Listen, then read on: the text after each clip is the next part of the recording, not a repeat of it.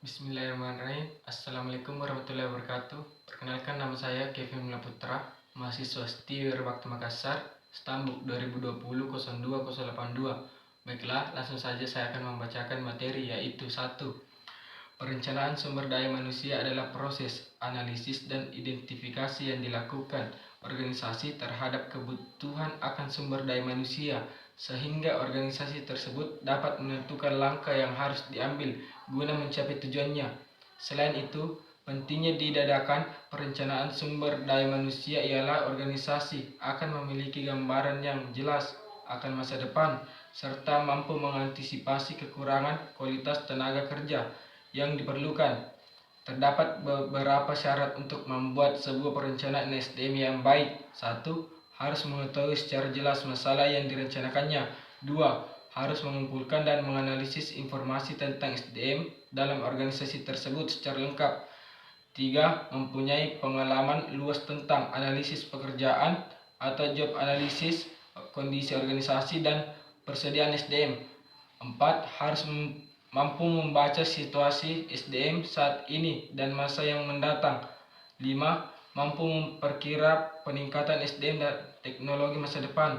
6. Mengetahui secara luas peraturan dan kebijaksanaan pemerintah khususnya menyangkut tenaga kerja.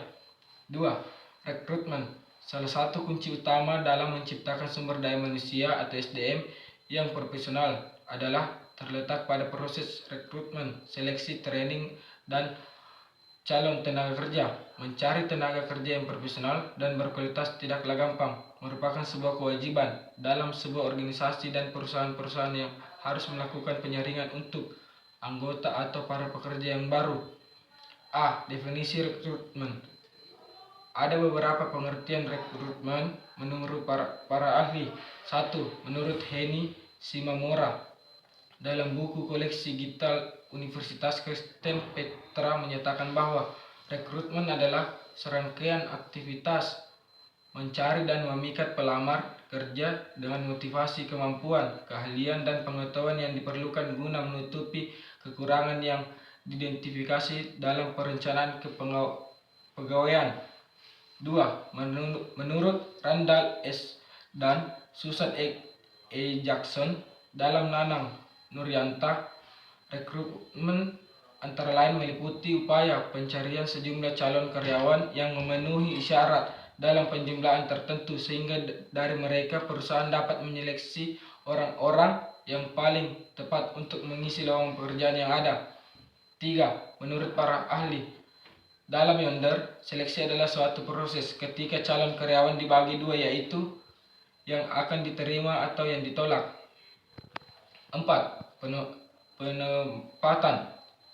Mattis dan Jackson menyatakan bahwa penempatan merupakan penugasan atau penugasan kembali dari seorang karyawan pada sebuah pekerjaan baru. Kebanyakan keputusan penempatan dibuat oleh manajer ini. Penempatan merupakan tujuan utama dari seleksi.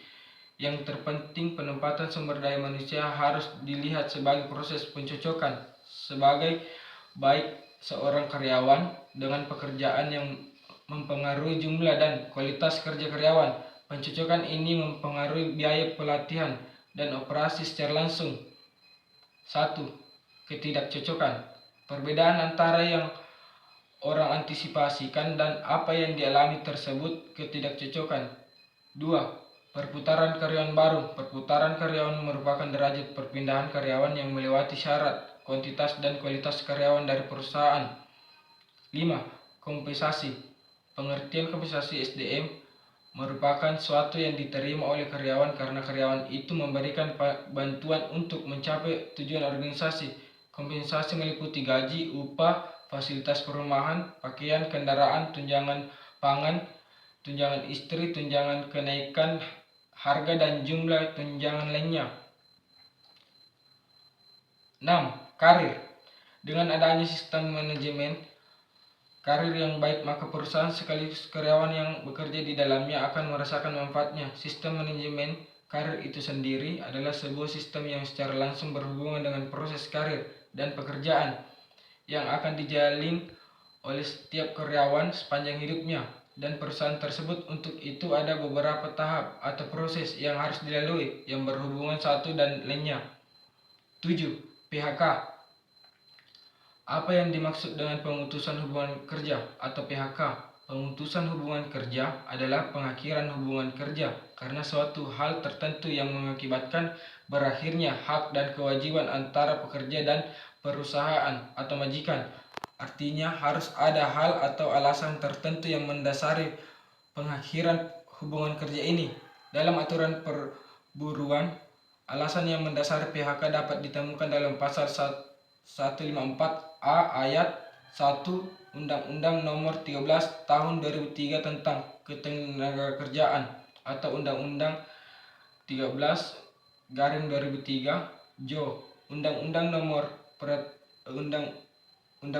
11 Tahun 2022 tentang Cipta Kerja atau UU Undang-Undang 11/2021 dan peraturannya pelaksanaannya yakni pasal 36 Peraturan Pemerintahan Nomor 35 Tahun 2021 tentang Perjanjian Kerja Waktu Tertentu, Alih Daya, Waktu Kerja, Waktu Istirahat, dan Pemutusan Hubungan Kerja.